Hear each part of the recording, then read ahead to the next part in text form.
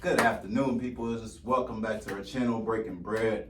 Today we got something wonderful for you guys. We're just going to actually meet with somebody today. State Farm, some gems, his life story, how he got there, and we're just going to basically provide you. Once again, it's all about our opinion, our what we basically our perspective about what we decide our life story is going to be. And our guy gonna come in and definitely hit you off with some gems today. So check out our intro, and we'll be right back with you guys.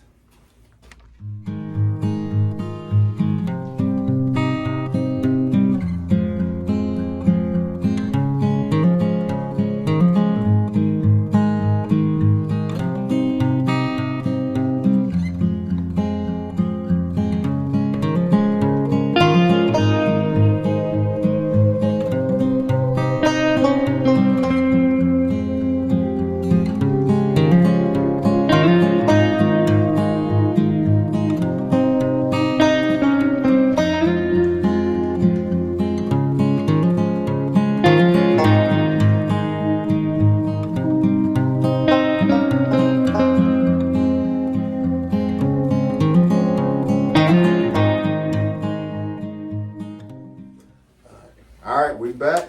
Got our guy in. How you doing?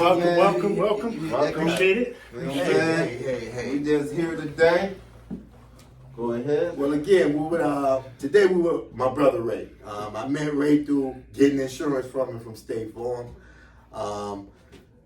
He was quite positive with a lot of conversations we were having, and I didn't think me and his brother were born like that. And I was pretty surprised with his story from where he came from. So, without a doubt, I like to say, this is Ray Romano, State Farm. Well, appreciate it, man. Thank you. No problem. First off, thank you, brothers, here for coming in and, just hearing a little bit. I'm always about the positive stuff and hearing some, like Ralph said, some different perspectives on life and how people take it and, what their definitions of progress and success are. So, Yes, based on that, when you mentioned to me just kind of rapping a little bit about the story and behind, how we get here, it's easy money at that point, just because, you remember the positives and the negatives to get here. Gotcha. And I got quite a few, philosophies in life, and my main one is built for this. It's on my wall over there. You'll probably see it before you leave. Yes. But everything leads to the next, so everything that I've done in my life and everything that I've been presented with trials and tribulations and celebrations and all that, this all leads to the next step, down the line here in life. So, I make it a point to remember the journeys as we go. So. Well, what I didn't do in the beginning, can you tell everyone where you're from? I'm from the hilltop, Okay. Born and raised, grew up there in Lancaster and DuPont, right in Clayton Street Park. Probably the only Italian guy in the city running around, all the parties and, down on the east side at the pool and stuff like that. So I've been around a minute. So, where I come from, the meals are far and few in between there. There you go. And for anybody who, I know you don't know, that would be in Wilmington, Delaware. All right? Yeah. When he mentions hilltop, all the different little areas he was talking about. If you don't, now you do. Now you do. Matter of fact, you don't mind them knowing you from Wilmington, Delaware, do you? No. All right, then. Absolutely, yeah. We might want to be incognito about all that because they might be reaching out to you, Yep.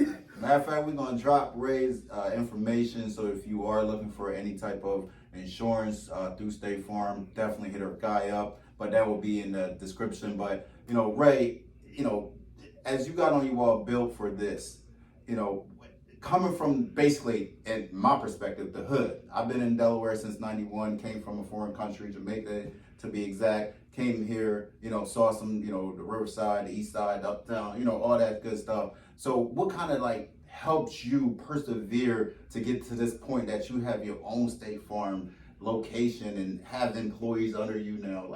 What kind of helped you get to that point? I think, for me, it's always been wanting to constantly move forward. The progression of and it's a total package progression wise. It's the educational part, it's the spiritual part. Then you get into the character, like how you develop in your character, your morals and values, how they develop over time, and the maturity of who you are as a man. And for what I've always been, or what I've always strive to be, is again, a leader of men. Like for me, that's important. Now, I can sin with the best of them without question, but for me, it's that constant growth to the next level, to the next step. For just trying to bring up. I think that's the other part of it that for me, that I've always been sort of protected from a spiritual level, is I'm always trying to pull up. I'm the crab pulling out of the basket as opposed to down. There you go. So those constant moves that I can make, if I can make it relative to those around me, whether it be friends, family, or just normal folks that I meet, like Dan here down the line, that's a big deal. Yes. And when you say pull up, it could be just a simple conversation, just some inspiration of some type, or like we said at the beginning of the tape here, just a different perspective on how to look at certain things, and how you can use those to either wallow in the sorrow there for a minute, or you can use it to bounce up and move on. Well, I can say, meeting you, being a business owner, Rob knows I have a problem with entrepreneurs, because those who do make it seem to forget from whence they came. I met a man who remembered where he came from, helped him get to where he's at, and trying to give back. That touched me. That set a real strong precedence in my life about him, his character, his integrity. And I was like, I could really get with the brother. Because in the midst of him making it, he has a heart still for those left behind. Teach one, reach one, right, brother? Yes, sir. But I'm going to hand it back to you. Yes, sir. Well, I'll tell you what's interesting about that. When you have, over the course of time, when you're developing who you are as a person, and as a man, as, woman, whatever the case may be, it's funny because, some people that some people that you don't know, some that you're family with, some that you just meet in passing. It's kind of funny because if they start to pick up on things about you, it's relative, and it validates who you are. Mm-hmm. So I could tell you this, like probably over the last 10 years, like I never thought of myself as this kind of person, but I try to carry myself as, again, in the character role of trying to just look out for everybody. Whatever I can do, I try to look out. Right.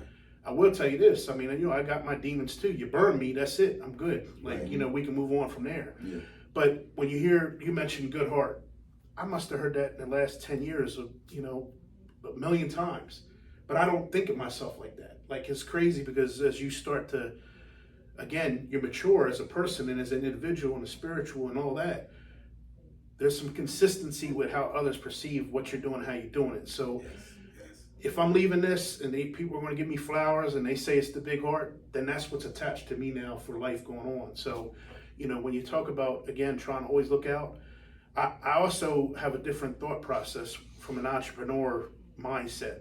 For me, it's nice to have the finer things, the nice cars, the watches, the helms, the money to be able to do stuff when I want. All that's great and fine and dandy, but I think part of an entrepreneur is you can't be afraid to lose that tomorrow.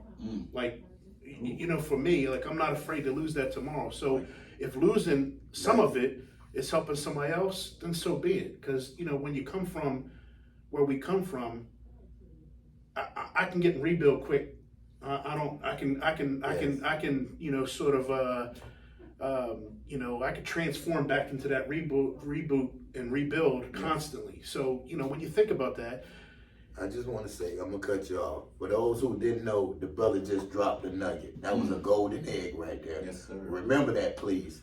Anybody out there trying and willing to put in the work, you must understand this. You must be willing to lose what you have in order to gain it again. Mm-hmm. Ooh. Yep, absolutely. Say that one more time. Absolutely. You must be willing to lose what you have in order to gain it again. Yes, sir. Thank Absolutely. you, Brother Ray. And I'll tell you, when you gain it again and again or again and again after that, it becomes, you have more appreciation of yes. and respect for the certain time that somebody spends with you, or the certain word that somebody's trying to give you from a nugget standpoint. There you go. Or you know, those that work for me or whatever, the time and effort that they put into my name on the building. You have a new appreciation for that kind of stuff when you come down the line and you develop that over time. You know, I make a lot of stuff relative to sports. I grew up, you know, playing ball. I was able to parlay some, you know, I was out on the blocks doing my thing and, you know, just trying to survive, and was able to parlay some football talent into some education.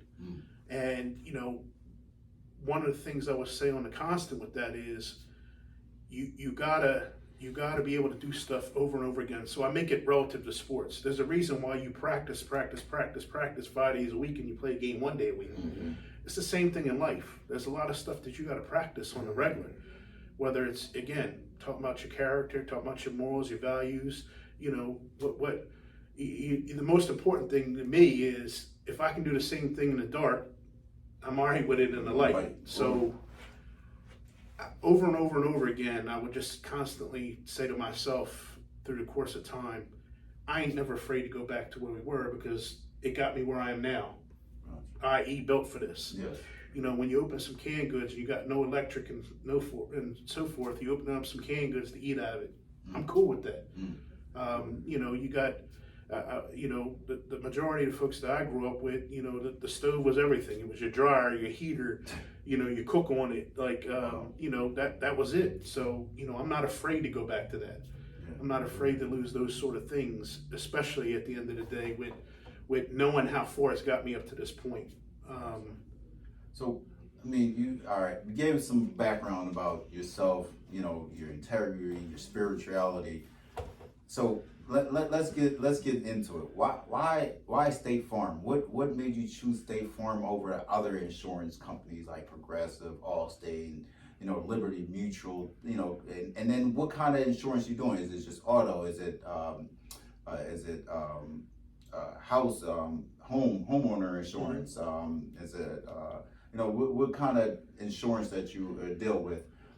So, you know, if anybody reaching out to you, they could basically know what they're looking for and how. You know? Well, you know, I after going to school for a little while, when I got out of school, I wanted to teach, I wanted to coach, I wanted to kind of affect the youth, and that's from that standpoint, and you know, just try to put my spin on and influence them any way I can. When I got out of school, you know, they don't hire teachers until, you know, August, September. So I had to find something. I got in the car business. It was a legal hustle. Like, you know, I was able, you know, and for me, it was easy because, again, I try to do the right thing. So I'm that type of guy that, you know, if I'm wrong, I tell you I'm wrong. If you're wrong, I tell you you're wrong. But at the end of the day, let's just figure it out and try to make, you know, what's the best decision for both of us. And I found in the car business, that was the recipe for success. So I was able to start to parlay that into some success with, you know, becoming a finance manager, a sales manager, a general manager, you know, and so forth. So I was in the car business for about 25, 26 years. And, you know, I got a phone call from, you know, an investment firm mentioning, you know, hey, there's some State Farm opportunities and so forth. So I was like, you know what? Always trying, again, going back to that constant growth thing. Let me hear what they got to say. And sitting back and, you know, did some praying on it and so forth. And bottom line was, it's time for me to hustle for my name on the building. If I could put 10, 12 hours in for somebody else, what can I do for myself? You know, and that parallels life. You know what I mean? If you're gonna put time in, you know, put it in for yourself. I mean, as simple as that. So, and State Farm was an easy pick. And, you know, you hear some ups and downs and so forth. But for me, State Farm was an easy pick because, you know, the research that I did, if again, you work so hard to kind of build your name and who you are. If I was going to attach my name to something, it had to be legit. It had to be, you know, on point, no major issues or concerns. That was big to me. And, you know, just like at the time with investing in this agency, they were interviewing me, I'm interviewing them as well, you know, because again, if you're carrying yourself to a certain level, and again, I can sit with the best of them, by no means am I a saint, but if I'm attached my name, I want it to be legit. So after talking to State Farm about some few things, taking some simple observations, coming up from where I come from, being the only Italian guy in the hood, diversity is huge on my world. My kids is mixed. I was before my time. Jokers didn't know who I was and how I was before it happened. Now it's acceptable, and in this world and society and hip hop things, right. and it's all right, and that's great and all. But I like to think back. We talk about growing up where we did. Walking over to the Browns Boys Club, going to the parties late night, coming from all the way over here to there, and that kind of stuff. So something as simplistic as them having an African American Jake was big to me. When a company is able to step out and go, you know what, this is what our look is, right? And we're willing to rock with it. We're willing to, we're willing to go with it. You see them with in commercials with Chris Paul, and they brought out Drake. I think last Super Bowl Drake was with us, and so a company that's willing to embrace that diversity is huge to me. And when I say diverse, I'm not just talking about black and white. I'm talking about being open to the promotion of women. Like that's huge to me. Yes. So when I talk about diversity, it's an open arena in my mind. Gotcha. It's not just simplistic as black and white. Right. I think a lot of times our society tries to make it just black and white. It ain't all that. Right. There's other ethnic groups in the backgrounds that are sort of isolated as well at times.